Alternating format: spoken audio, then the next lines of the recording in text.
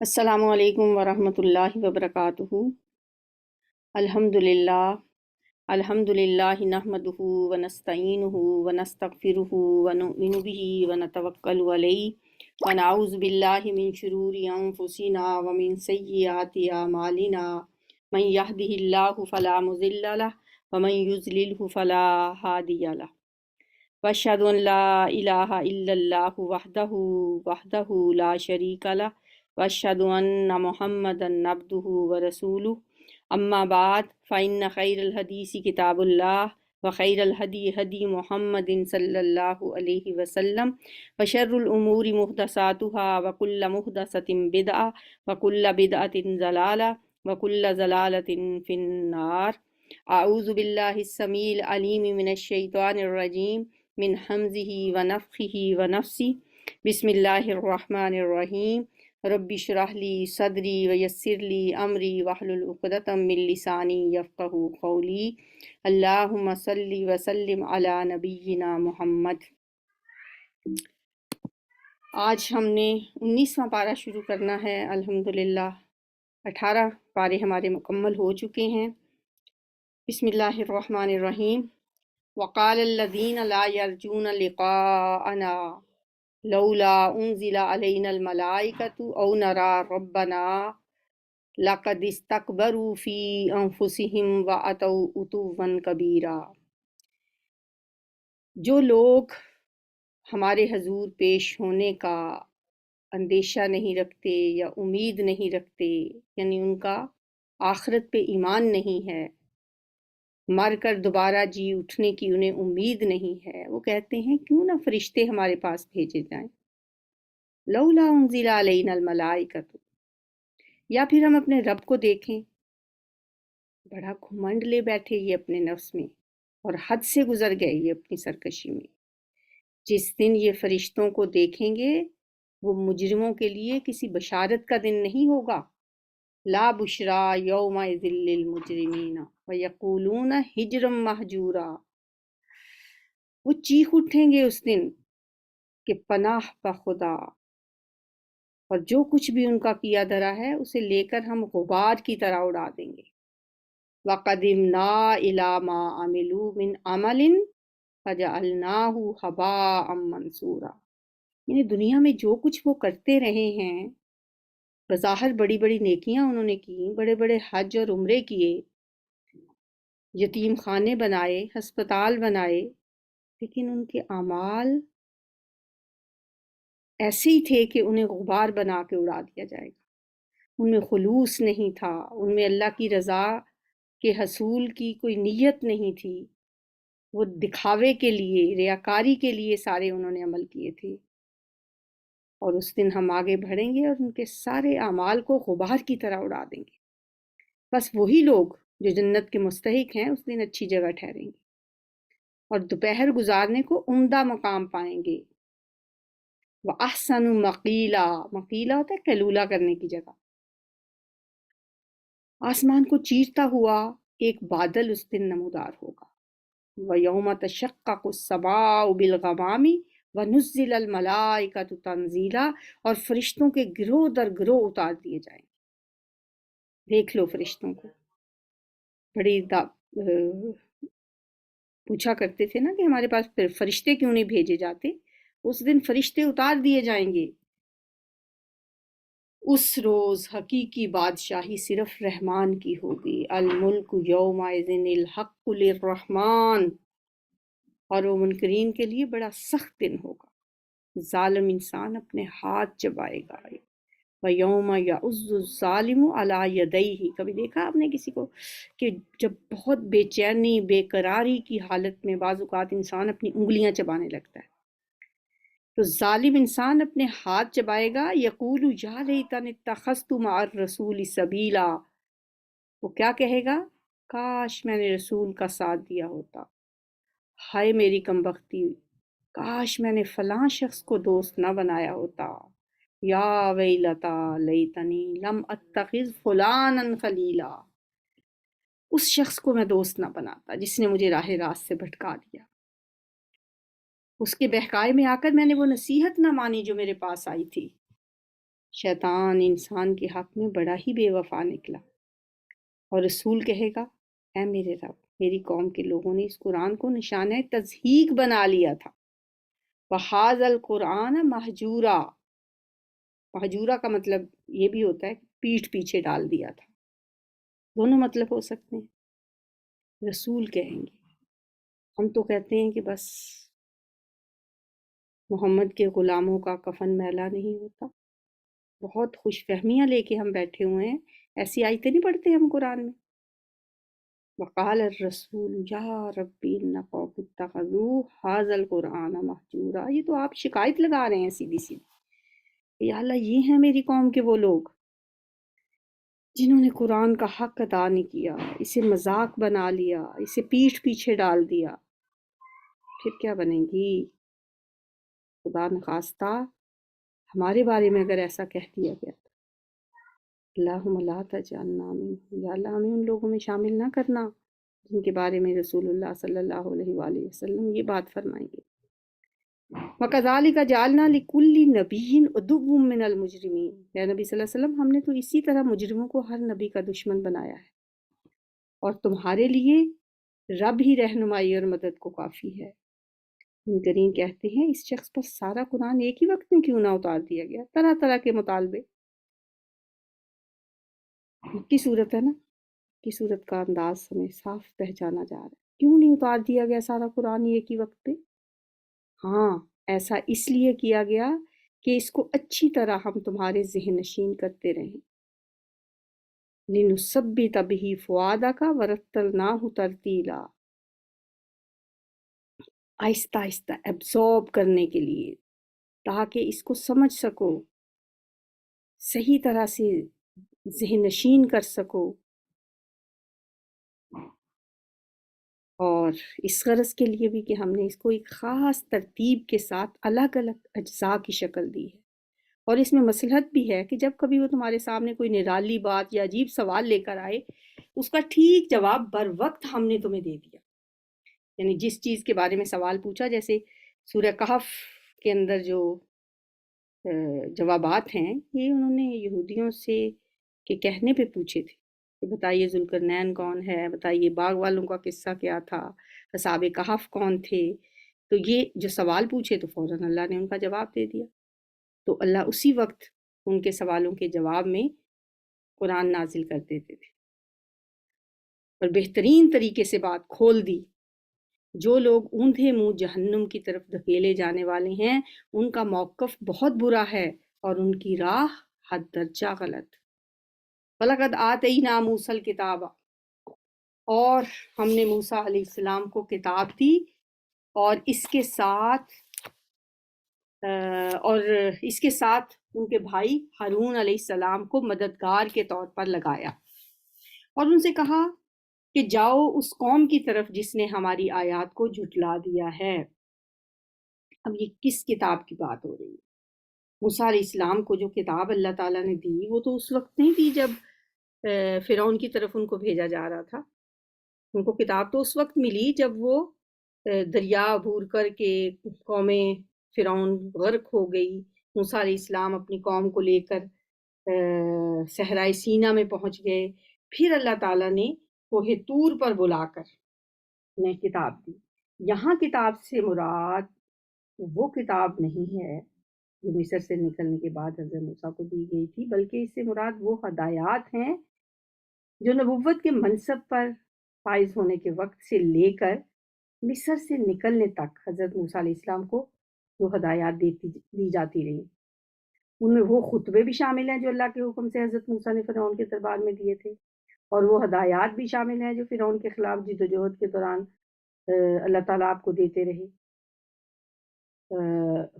قرآن میں ان کا جگہ جگہ ہمیں ذکر ملتا ہے، تو یہ جو ہدایات ہیں یہ پھر تورات میں شامل نہیں ہیں، جن کو یہاں پہ کتاب کہا گیا ہے۔ تورات کا آغاز تو احکام عشرہ سے ہوتا ہے، اور وہ کوہ طور پہ، طور سینا پہ کتبوں کی شکل میں آپ کو دی گئی تھی، وہ تورات ہے۔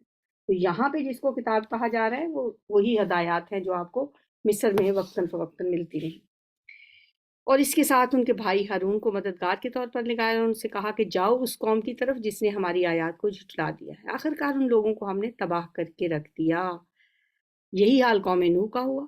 جب انہوں نے رسولوں کی تکذیب کی ہم نے ان کو غرق کر دیا۔ اغرقناہم وجعلناہم للناس آیا، اور دنیا کے لوگوں کے لیے ایک نشان عبرت بنا دیا۔ وَأَعْتَدْنَا لِلظَّالِمِينَ عَذَابًا أَلِيمًا، اور ان ظالموں کے لیے ایک دردناک عذاب ہم نے مہیا کر رکھا ہے۔ وَعَادًا وَثَمُودَ وَأَصْحَابَ الرَّسِّ، اسی طرح عاد اور سمود اور اصحاب الرس اور بیچ کی صدیوں کے بہت سے لوگ تباہ کیے گئے۔ عاد و سمود کو تو ہم سب جانتے ہیں۔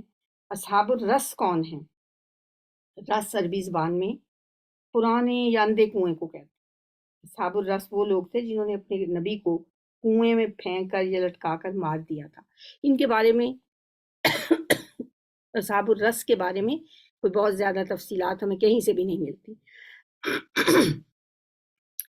ان میں سے ہر ایک کو ہم نے پہلے تباہ ہونے والوں کی مثالیں دے دے کر سمجھایا۔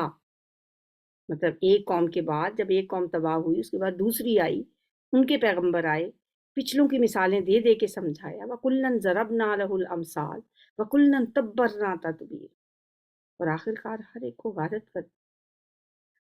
اور اس بستی پر تو ان کا گزر ہو چکا ہے جس پر بدترین بارش برسائی گئی تھی، یعنی اہل مکہ سے کہا جا رہا ہے کہ اس بستی کو تو تم لوگ اچھی طرح سے جانتے ہو، یعنی قوم لوط کی بستی۔ بدترین بارش سے مراد پتھروں کی بارش ہے جن پہ بدترین بارش برسائی گئی تھی۔ کیا انہوں نے اس کا حال دیکھا نہ ہو؟ مگر یہ موت کے بعد دوسری زندگی کی توقع ہی نہیں رکھتے۔ یہ لوگ جب تمہیں دیکھتے ہیں تو تمہارا مذاق بنا دیتے ہیں، کہتے ہیں کیا یہ شخص ہے جسے اللہ نے رسول بنا کر بھیجا ہے؟ احاذ الذی بعث اللہ رسولا، مذاق کرتے ہیں، باتیں کرتے ہیں۔ اس نے تو ہمیں گمراہ کر کے اپنے معبودوں سے برگشتہ ہی کر دیا ہوتا اگر ہم ان کی عقیدت پر جم نہ گئے۔ یعنی رسول اللہ صلی اللہ علیہ وآلہ وسلم کے بارے میں کہتے ہیں کہ اگر ہم نے مضبوطی نہ دکھائی ہوتی، اگر ہم استقامت سے اپنے بتوں پر جمے نہ رہے ہوتے تو یہ تو ہمیں گمراہ کر چکے تھے۔ اچھا، وہ وقت دور نہیں ہے جب عذاب دیکھ کر انہیں خود معلوم ہو جائے گا کہ کون گمراہی میں دور نکل گیا تھا۔ کبھی تم نے اس شخص کے حال پر غور کیا ہے جس نے اپنی خواہش نفس کو اپنا خدا بنا لیا ہو؟ یہ بھی ایک شرک کی قسم۔ خدا بنانا، اللہ کو چھوڑ کے کسی دوسرے کو خدا بنانا شرک ہوتا ہے نا۔ تو یہاں کس بت کی بات ہے، کس معبود کی بات ہے، کس دیوی دیوتا کی بات ہے؟ کوئی بھی نہیں۔ خواہش نفس، جس نے اپنی خواہش نفس کو اپنا خدا بنا لیا ہے۔ من اتخذ الہہ ہواہ، اپنے اپنے گریبانوں میں جھانک کے ہم دیکھیں کہیں ایسا شرک ہم تو نہیں کر رہے، کہیں ہم نے تو نہیں اپنی خواہش نفس کو اپنا معبود بنایا ہوا۔ یقیناً ہمیں کہیں نہ کہیں مشرک مل جائے گا، شرک کرنے والا اپنے اندر ہی۔ اگر کوئی خواہش ہماری اس حد تک ڈومینیٹ کر جائے نا کہ ہم کہیں کہ اس کے بغیر ہم رہ ہی نہیں سکتے، یہ چیز تو ہمیں لازمی ملنی چاہیے، اور اس کو حاصل کرنے کے لیے ہم ہر جائز اور ناجائز ذریعہ اختیار کرنے کے لیے تیار ہو جائیں، یہ تو بہت بڑا شرک ہے، اور یہ قرآن سے ثابت ہو گیا۔ یہ آیت ہمیشہ یاد رکھیں، لکھ کے رکھیں، کیونکہ ہم کہتے ہیں ہم تو کوئی شرک نہیں کرتے، ہم تو بتوں کو نہیں پوجتے، ہم تو دیوی دیوتاؤں کے متوالے نہیں ہیں، ہم تو اللہ کی اولاد قرار نہیں دیتے۔ لیکن یہ جو شرک ہے یہ تو مجھے لگتا ہے 99% لوگوں میں پایا جاتا ہے۔ افانت تکون علیہ وکیلا، کیا تم ایسے شخص کو راہ راست پر لانے کا ذمہ لے سکتے ہو؟ یعنی جو شخص اپنی خواہش نفس کو معبود بنا لے، کیا آپ اس کو راہ راست پہ لانے کی ذمہ داری لے سکتے ہیں؟ کیا تم سمجھتے ہو کہ ان میں سے اکثر لوگ سنتے اور سمجھتے ہیں؟ ام تحسبوا ان اکثرهم یسمعون ویعقلون، یہ تو جانوروں کی طرح ہیں۔ انہم الا کالانعام بل ہم اضل سبیلا، بلکہ ان سے بھی گئے گزرے۔ تم نے دیکھا ہوگا تمہارا رب کس طرح سایہ پھیلا دیتا ہے. اللہ کی قدرت کی ایک اور نشانی سائے. ہر چیز کا سایہ ہوتا ہے نا. آپ دھوپ میں کھڑے ہوں، جیسا ٹائم ہوگا اس حساب سے آپ کا سایہ ہوگا. صبح کے ٹائم لمبے سائے، دوپہر کو چھوٹے، شام کو پھر لمبے ہو جاتے. تو یہاں اللہ کی قدرت کی اس نشانی کا ذکر کیا جا رہا ہے. کیا آپ نے دیکھا الحم تری الی ربک کیف مد الظل، کہ آپ کا رب کس طرح سایہ پھیلا دیتا ہے. اگر وہ چاہتا تو اسے دائمی سایہ بنا دیتا. اب تو چھوٹا بڑا ہوتا رہتا نا سایہ. ہم نے سورج کو اس پر دلیل بنایا ہے. دلیل کیا چیز ہوتی ہے؟ ہم نے سورج کو اس پر دلیل بنایا ہے. اس سے کیا مراد ہے؟ اس سے مراد ہے وہ سایہ. اور دلیل ملاحوں کی اصطلاح میں اس شخص کو کہتے ہیں جو کشتیوں کو راستہ دکھاتا ہے، اسے کہتے ہیں دلیل. تو سائے کو سورج پر دلیل بنانے کا مطلب کیا ہوا؟ کہ سورج ہی کی وجہ سے سائے چھوٹے اور بڑے ہوتے ہیں. سائے کا پھیلنا، سائے کا سکڑنا یہ کس وجہ سے ہوتا ہے؟ سورج کے طلوع غروب ہونے سے. یعنی کبھی سورج جب صبح کے ٹائم سورج ایک طرف ہے، پھر وہ دوپہر کو اس کو جگہ بدل جاتی ہے، شام کو اور پھر وہ غروب ہو جاتا ہے. تو ایک طرح سے سورج ہی راستہ دکھاتا ہے سائے کو. پھر جیسے جیسے سورج اٹھتا جاتا ہے ہم اس سائے کو رفتہ رفتہ اپنی طرف سمیٹتے چلے جاتے ہیں. یعنی ہر چیز سمٹ کر اللہ ہی کی طرف جاتی ہے. اپنی طرف سمیٹنے سے مراد کیا ہے؟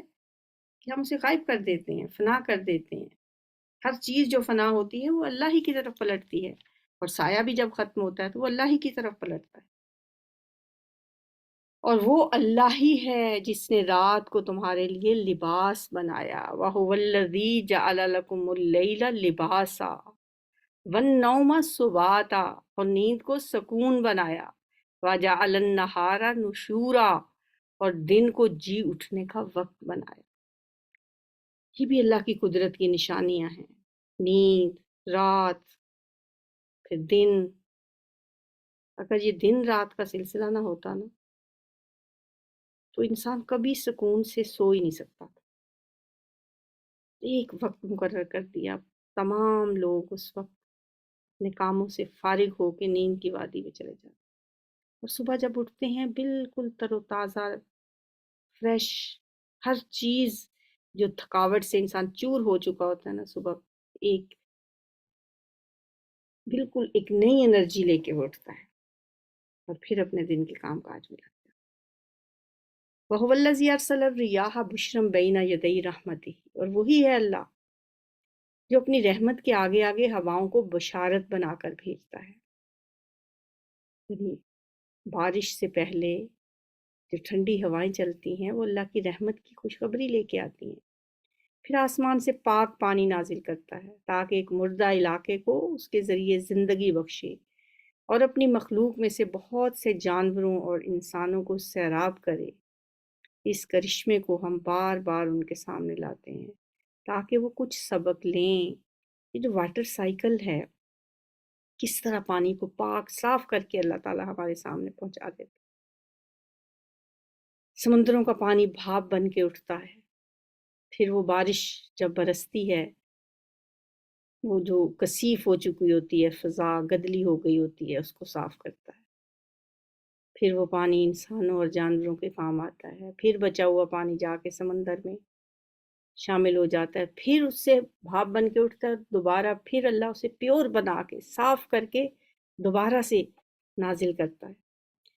اس کرشمے کو ہم بار بار ان کے سامنے لاتے ہیں تاکہ وہ کچھ سبق لیں، مگر اکثر لوگ کفر اور ناشکری کے سوا کوئی دوسرا رویہ اختیار کرنے سے انکار کر دیتے ہیں. اگر ہم چاہتے تو ایک ایک بستی میں ایک ایک خبردار کرنے والا اٹھا کھڑا کرتے، یعنی ہر علاقے میں ایک پیغمبر ہم بھیج دیتے. وَلَوْ شِئْنَا لَبَعَثْنَا فِي كُلِّ قَرْيَةٍ نَذِيرًا فَلَا تُطِعِ الْكَافِرِينَ وَجَاهِدْهُمْ بِهِ جِهَادًا كَبِيرًا. پس اے نبی صلی اللہ علیہ وسلم کافروں کی بات ہرگز نہ مانو اور اس قرآن کو لے کر ان کے ساتھ زبردست جہاد کرو. نبی صلی اللہ علیہ وسلم کے بعد تو کوئی رسول نہیں آئے گا، آپ کی رسالت، آپ کی نبوت پوری دنیا کے انسانوں کے لیے ہے۔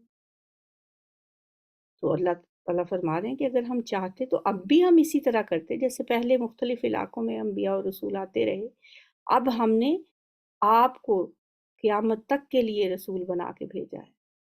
آپ کی رسالت تمام بنی نوع انسان کے لیے ہے۔ یا ایہا الناس انی رسول اللہ الیکم جمیعا، آپ کی زبان سے یہ پیغام اللہ نے قرآن میں موجود ہے، یہ آیت، کیا لوگوں میں تم سب کی طرف رسول بنا کے بھیجا گیا ہوں۔ یہ نہیں کہا اے مسلمانوں، اے مکہ والو، اے مدینہ والو، اے عرب والو، نہیں، یا ایہا الناس، آپ تمام انسانیت کے لیے رسول بنا کے بھیجے گئے۔ اللہ فرماتے ہیں کہ اگر ہم چاہتے تو ہم ہر بستی میں بھی ایک ڈرانے والا بھیج سکتے تھے۔ اور آپ سے کیا کہا جا رہا ہے یہ؟ اور آپ کی وساطت سے ہمیں بھی کہا جا رہا ہے وَجَاهِدْهُمْ بِهِ جِهَادًا كَبِيرًا، بِهِ کی ضمیر قرآن پاک کی طرف، اس قرآن کے ساتھ، اس قرآن کو لے کر جہاد کبیر کرو، زبردست جہاد کرو، بڑا جہاد کرو۔ یہ ہم سب کی ذمہ داری ہے، جہاد بالقرآن۔ یہ آیت نوٹ کرنے والی ہے، وَجَاهِدْهُمْ بِهِ جِهَادًا كَبِيرًا۔ اور یہ جو ہماری کلاس ہے یہ بھی اسی سلسلے کی ایک کڑی ہے، کیونکہ دیکھیں قرآن عربی زبان میں ہے، ہماری زبان اردو ہے، ہم قرآن کو نہیں سمجھتے۔ 98 یا 99% لوگ ہوں گے جو قرآن کی تلاوت تو کرتے ہیں لیکن قرآن کو سمجھتے نہیں۔ ضرورت اس امر کی ہے کہ ہر وہ شخص جس کو اللہ تعالیٰ یہ روشنی عطا کر دے کہ وہ قرآن کو سمجھ کے پڑھ سکتا ہو، اس کا ترجمہ جانتا ہو، وہ اسے دوسرے لوگوں تک پہنچائے، دوسرے لوگوں پر اس کی اہمیت واضح کرے۔ جب تک ہمیں یہ پتہ نہیں ہوگا کہ اللہ ہم سے کیا کہہ رہے ہیں تو پھر ٹھیک ہے، اس کی تلاوت سے ثواب تو آپ کو مل جائے گا لیکن حق نہیں ادا ہوگا، اس کا مقصد پورا نہیں ہوگا۔ جس مقصد کے لیے یہ کتاب نازل کی گئی ہے وہ مقصد کیسے پورا ہو سکتا ہے جب آپ کو پتہ ہی نہیں چلے کہ اللہ تعالیٰ کیا فرما رہے ہیں ہم سے۔ تو اس لیے ہر پڑھے لکھے شخص کی یہ ذمہ داری ہے کہ وہ اس قرآن کے ذریعے جہاد کبیر کرے۔ وَهُوَ الَّذِي مَرَجَ الْبَحْرَيْنِ هَٰذَا عَذْبٌ فُرَاتٌ وَهَٰذَا مِلْحٌ أُجَاجٌ، اور اللہ وہ ذات ہے جس نے دو سمندروں کو ملا رکھا ہے، ایک لذیذ و شیریں ہے اور دوسرا تلخ و شور، اور دونوں کے درمیان ایک پردہ حائل ہے، ایک رکاوٹ ہے جو انہیں مکس اپ ہونے سے، گڑمڑ ہونے سے بچاتی ہے۔ یہ اللہ کی قدرت کی نشانیوں میں سے ایک بہت بڑی نشانی ہے کہ بعض جگہوں پہ دریا کا پانی، بلکہ سمندر کے اندر کہا جاتا ہے کہ جہاں کوئی بڑا دریا سمندر میں آ کر گرتا ہے نا، وہاں پہ یہ کیفیت رونما ہوتی ہے کہ ایک طرف پانی میٹھا اور دوسری طرف کڑوا۔ اور اس کے علاوہ خود سمندر میں بھی کئی ایسی جگہیں ہیں جہاں میٹھے پانی کے چشمے پائے جاتے ہیں، یعنی سمندر کا پانی تو ویسے کڑوا ہوتا ہے لیکن کہیں کہیں سمندر کے اندر بھی میٹھے پانی کے چشمے پائے جاتے ہیں۔ انتہائی سخت کڑوے پانی کے درمیان ایک جگہ پہ ایسا پانی موجود ہوتا ہے جس میں مٹھاس ہوتی ہے اور لوگ اسے استعمال کرتے ہیں۔ بحرین اور دوسرے مقامات پر خلیج فارس کی تہہ سے اس قسم کے کئی چشمے نکلتے ہیں جن سے لوگ میٹھا پانی حاصل کرتے ہیں۔ اور یہ اللہ کی قدرت کی نشانیوں میں سے ایک بہت بڑی نشانی ہے کہ اللہ تعالیٰ نے بہتے ہوئے پانی کے درمیان ایک ایسا پردہ حائل کر دیا ہے، وَجَعَلَ بَيْنَهُمَا بَرْزَخًا وَحِجْرًا مَحْجُورًا، ایک ایسا پردہ حائل کر دیا ہے، ایک ایسی رکاوٹ ڈال دی ہے جو انہیں آپس میں ملنے سے روکے ہوئے ہے۔ وَهُوَ الَّذِي خَلَقَ مِنَ الْمَاءِ بَشَرًا، اور وہی ہے جس نے پانی سے ایک بشر پیدا کیا، پھر اس سے نسب اور سسرال کے دو الگ الگ سلسلے چلائے۔ تیرا رب بڑا ہی قدرت والا ہے، یعنی ایک تو رشتے وہ ہیں جو نسب سے چلتے ہیں، یعنی ماں باپ دادا آگے، اور دوسرا رشتے ایک ایسا ہے جو سسرال سے چلتے ہیں، مثلاً جو ایک شخص کی بیوی ہے جو اس کا خاندان ہے ان کے ساتھ بھی دو خاندان ملتے ہیں، کیونکہ قبائلی نظام میں اگر یہ سسرال کا رشتہ نہ ہوتا تو ہر قبیلہ اپنی اپنی جگہ پہ الگ تھلگ ہی رہتا، تو یہ سسرال کے رشتے ہیں جن کی وجہ سے مختلف قبائل آپس میں جڑتے ہیں، اور تیرا رب بہت ہی قدرت والا ہے۔ وَيَعْبُدُونَ مِن دُونِ اللَّهِ مَا لَا يَنفَعُهُمْ وَلَا يَضُرُّهُمْ، اس اللہ کو چھوڑ کر لوگ ان کی پوجا کر رہے ہیں جو نہ ان کو نفع پہنچا سکتے ہیں نہ نقصان، اور اوپر سے مزید یہ کہ کافر اپنے رب کے مقابلے میں ہر باغی کا مددگار بنا ہوا ہے۔ وَقَانَ الْكَافِرُ عَلَىٰ رَبِّهِ ظَهِيرًا، اے نبی صلی اللہ علیہ وآلہ وسلم، آپ کو تو ہم نے ایک بشارت دینے والا اور خبردار کرنے والا بنا کر بھیجا ہے۔ وَمَا أَرْسَلْنَاكَ إِلَّا مُبَشِّرًا وَنَذِيرًا، خوشخبری دینے والا اور ڈرانے والا بنا کر بھیجا ہے۔ یعنی آپ کا کام یہ نہیں ہے کہ آپ لوگوں کو جزا دیں جو لوگ اچھے کام کرتے ہیں اور ان کو سزا دیں جو برے کام کرتے ہیں، اور نہ ہی آپ کسی کو زبردستی ایمان لانے پہ مجبور کر سکتے ہیں، بلکہ آپ کی ذمہ داری صرف اتنی ہے کہ جو آپ کی بات مان رہا ہے آپ اسے نیک انجام کی بشارت دے دیں، اور جو نہیں مانتا اس کو اللہ کی پکڑ سے ڈرا دیں، بس باقی ہدایت دینا اللہ کا کام ہے۔ قُلْ مَا أَسْأَلُكُمْ عَلَيْهِ مِنْ أَجْرٍ، ان سے کہہ دو کہ میں اس کام پر تم سے کوئی اجرت نہیں مانگتا، میری اجرت بس یہی ہے کہ جس کا جی چاہے وہ اپنے رب کا راستہ اختیار کر لے۔ وَتَوَكَّلْ عَلَى الْحَيِّ الَّذِي لَا يَمُوتُ، اے نبی صلی اللہ علیہ وسلم اس اللہ پر بھروسہ رکھو جو زندہ ہے اور کبھی مرنے والا نہیں۔ وَسَبِّحْ بِحَمْدِهِ، اس کی حمد کے ساتھ اس کی تسبیح کرتے رہو۔ وَكَفَىٰ بِهِ بِذُنُوبِ عِبَادِهِ خَبِيرًا، اپنے بندوں کے گناہوں سے بس اسی کا باخبر ہونا کافی ہے۔ وہ ذات جس نے 6 دنوں میں زمین و آسمان کو اور ان ساری چیزوں کو بنا کر رکھ دیا جو آسمان و زمین کے درمیان ہیں، پھر آپ ہی عرش پر جلوہ فرما ہوا۔ ثم استوى علی العرش، رحمان اس کی شان بس کسی جاننے والے سے ہی پوچھو۔ الرحمن، رحمتوں کا ٹھاٹھے مارتا ہوا سمندر۔ فاسأل به خبیرا، کسی باخبر سے، کسی جاننے والے سے پوچھو اس کی شان کیا ہے۔ ان لوگوں سے جب کہا جاتا ہے کہ اس رحمان کو سجدہ کرو تو کہتے ہیں رحمان کیا ہے؟ کون ہے رحمان؟ ومر رحمان، کیا بس جسے تو کہہ دے اسی کو ہم سجدہ کرتے پھر؟ انسجد لما تأمرنا وزادہم نفورا، یہ دعوت ان کی نفرت میں الٹا اور اضافہ کر دیتی ہے۔ یہ آیت سجدہ ہے۔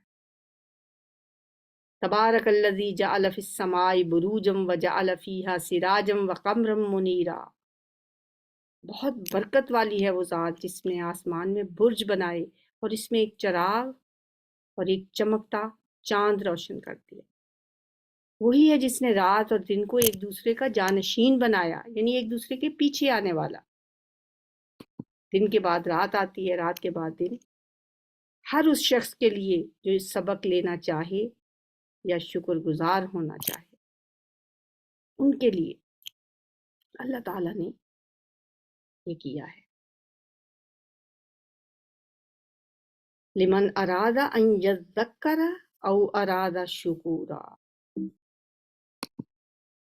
یہاں سے جو آخری آیات ہیں سورہ فرقان کی، کچھ کوالٹیز بتائی گئی ہیں اللہ کے نیک بندوں کی، اور ان کی نسبت اللہ نے اپنے ایک بہت خوبصورت نام رحمان کی طرف کی ہے، اپنی طرف کی ہے، لیکن اپنا ایک صفاتی نام رحمان جس میں بہت زیادہ رحم اور رحمت پائی جاتی ہے، مبالغے کا صیغہ ہے، بہت زیادہ رحم کرنے والا۔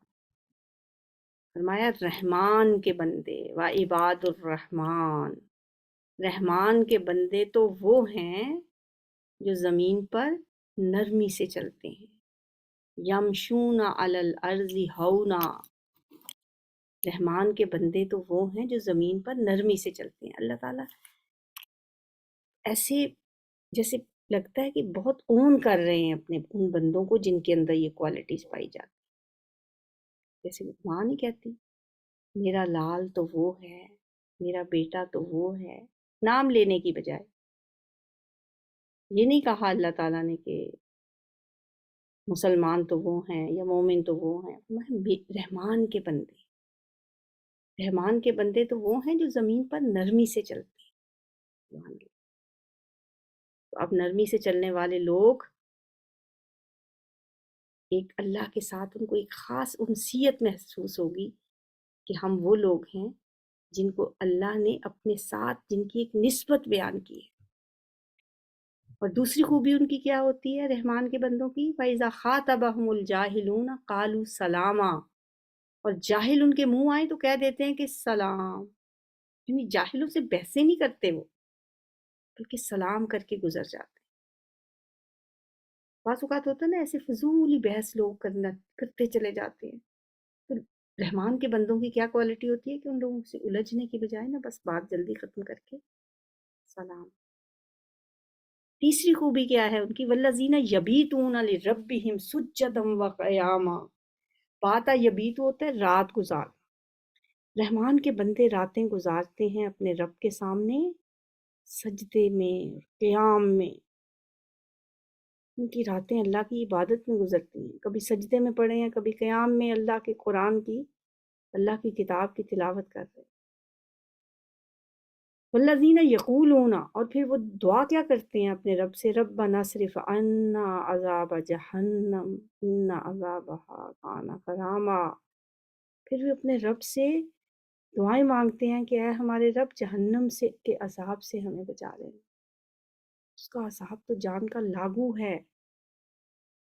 جہنم سے بچنے کے لیے اللہ سے دعائیں کرتے ہیں رحمان کے بندے۔ انہا ساعت مستقرا و مقاما، تو جہنم تو بڑا ہی برا مستقر اور مقام ہے، بہت ہی برا ٹھکانہ ہے، یہ دعائیں مانگتے ہیں۔ اگلی خوبی ان کی کیا ہے؟ والذین اذا انفقوا لم یسرفوا ولم یقتروا وکان بین ذلک قواما، جب وہ خرچ کرتے ہیں تو نہ وہ فضول خرچی کرتے ہیں نہ بخل کرتے ہیں، بلکہ ان کا خرچ دونوں انتہاؤں کے درمیان اعتدال پر قائم ہے، میانہ روی کی زندگی، بے جا خرچ بھی نہیں کرتے اور سینت کے بھی نہیں رکھتے، بخل بھی نہیں کرتے، کنجوسی بھی نہیں کرتے، اور بے دریغ لٹاتے بھی نہیں، میانہ روی کا طریقہ ہوتا ہے ان کا۔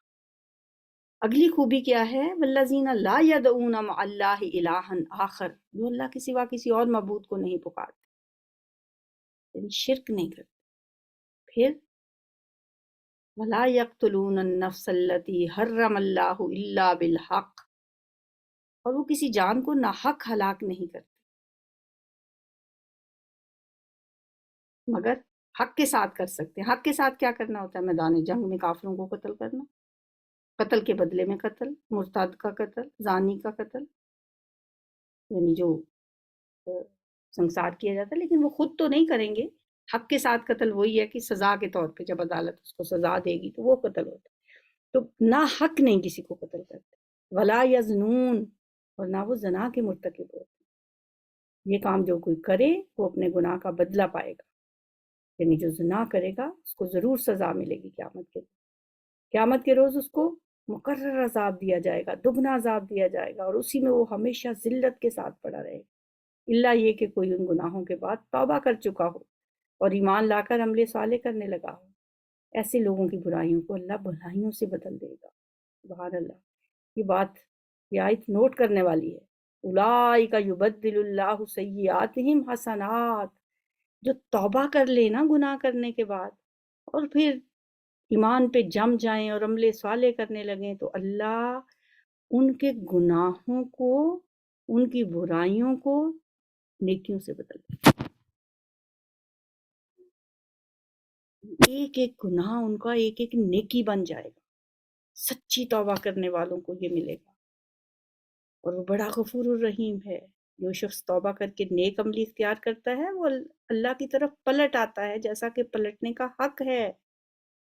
اور رحمان کے بندے تو وہ ہیں جن کی یہ اگلی کوالٹی کیا ہے؟ جو جھوٹ کے گواہ نہیں بنتے۔ والذین لا یشہدون الزور، اور کسی لغو چیز پر ان کا گزر ہو جائے تو شریف آدمیوں کی طرح گزر جاتا ہے۔ وَإِذَا مَرُّوا بِاللَّغْوِ مَرُّوا كِرَامًا، یہ نہیں کہ بس اس لغو بات میں انوالو بھی ہو جائیں، بس دیکھتے ہیں نا یہاں کوئی لغویات چل رہی ہیں، کوئی گانے چل رہے ہیں، کوئی فلمیں چل رہی ہیں، خاموشی سے گزر جائیں گے شریف آدمیوں کی طرح۔ یہ ہیں رحمان کے بندوں کی خصوصیات۔ والذین اذا ذکروا بآیات ربہم، جنہیں اگر ان کے رب کی آیات سنا کر نصیحت کی جاتی ہے تو وہ اس پر اندھے اور بہرے بن کر نہیں رہ جاتے۔ اللہ کی آیات سن کے اندھے بہروں کی طرح نہیں گزر جاتے، اللہ کی آیات ان کے دلوں میں گھر کرتی ہیں، بہرے اور اندھے نہیں بن جاتے اللہ کی آیات سن کے۔ اور پھر اگلی خوبی ان کی یہ ہے کہ وہ اپنے رب سے دعائیں کرتے ہیں، ربنا حب لنا من ازواجنا وذریاتنا قرۃ اعین واجعلنا للمتقین اماما۔ اے ہمارے رب، ہمیں اپنی بیویوں اور اپنی اولاد سے آنکھوں کی ٹھنڈک عطا فرما اور ہمیں پرہیزگاروں کا امام بنا۔ یعنی اپنے اولاد کے لیے، اپنی بیویوں کے لیے، بیویاں اپنے شوہروں کے لیے دعا کرتی ہیں کہ یا اللہ انہیں ہمیں ہماری آنکھوں کی ٹھنڈک بنا۔ جن لوگوں کی اولاد نماز نہیں پڑھتی یا شوہر یا بیوی نماز نہیں پڑھتا یا مطلب دین سے دور ہیں، تو انہیں ان کے لیے یہ دعا کرنی چاہیے کہ ہمیں ایسے لوگوں کا امام بنا جو نیک ہوں۔ بھائی ہر گھر کا سربراہ مرد ہوتا ہے اور مرد ہی امام ہوتا ہے اپنے اولاد کا، اپنے گھر والوں کا۔ یعنی وہ کہتے ہیں کہ اللہ تعالیٰ سے دعا مانگتے ہیں کہ یا اللہ ایسے نیک متقی لوگ جو ہیں وہ میرے بچوں کو بنا دے کہ میں متقی لوگوں کا امام بن جاؤں۔ یہ وہ لوگ ہیں جو اپنے صبر کا پھل منزل بلند کی شکل میں پائیں گے۔ یجزون الغرفۃ بما صبروا، آداب و تسلیمات سے ان کا استقبال کیا جائے گا۔ یلقون فیہا تحیۃ و سلاما، وہ ہمیشہ ہمیشہ وہاں رہیں گے۔ کیا ہی اچھا ہے وہ مستقر اور وہ مقام۔ جنت کے وہ درجے، اونچے بالا خانے، غرفہ کہتے ہیں چبارے کو، اونچے بالا خانے جنت میں ان کو جزا ملے گی ان کو۔ اور یہ جزا کس چیز کی ہوگی؟ بما صبروا۔ یہ جتنی کوالٹیز بتائی گئی ہیں ان سب کے لیے صبر بہت ضروری ہے۔ صبر کے ساتھ ہی انسان کے اندر یہ خوبیاں پیدا ہو سکتی ہیں۔ پھر ان کو جنت کے بالا خانے ملیں گے، ہر طرف سے سلام سلام کی صدائیں آئیں گی۔ کیا ہی اچھا مقام اور ٹھکانہ ہے۔ اللہم اجعلنا منہم۔ آخری آیت ہے جی سورۃ فرقان کی۔ اے نبی صلی اللہ علیہ وسلم ان لوگوں سے کہہ دیجئے میرے رب کو تمہاری کوئی پرواہ نہیں ہے اگر تم اس کو نہ پکارو۔ اب کہ تم نے جھٹلا دیا ہے تو عنقریب وہ سزا پاؤ گے کہ جان چھڑانی محال ہو جائے گی۔ جو چمٹ جانے والا عذاب ہوگا وہ لگے گا تمہیں کیونکہ تم جھٹلا چکے۔ سورہ فرقان مکمل ہوئی۔ الحمدللہ، سبحانک اللہم و بحمدک، نشہد ان لا الہ الا انت، نستغفرک و نتوب الیک۔ السلام علیکم ورحمۃ اللہ۔